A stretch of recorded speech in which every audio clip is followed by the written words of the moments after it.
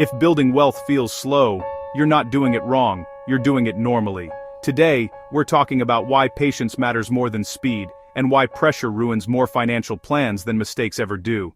Money Café felt peaceful that morning. Sam looked calmer, Mia was journaling, Leo stared out the window. Things weren't perfect, but they felt steady. Social media makes wealth look fast. Highlights, big wins, perfect timelines, but real wealth is built quietly, without an audience. Fast plans depend on perfect conditions, no setbacks, no emotions, no surprises. Real life breaks fast plans, slow plans survive.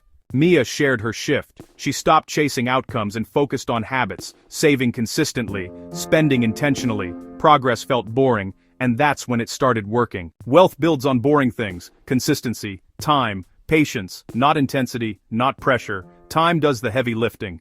Leo admitted he chased speed once. Risky moves, stressful months, quick reversals, nothing stuck, because pressure makes people quit. Calm people make better decisions. They stick with plans longer, they don't overreact. Calm compounds quietly, just like money. Wealth is built over years, sometimes decades. That's not failure, that's reality. Anyone promising speed is selling pressure. Mr. Carter said it simply. The plan that works is the one you can follow longest. Longevity beats brilliance. When you feel behind, zoom out, look at direction, not speed. Forward beats fast every time.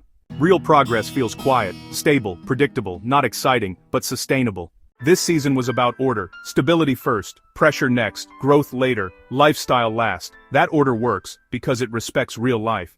You're not late, you're not broken, you're just building something real, and real things take time. I'll see you next season at Money Café.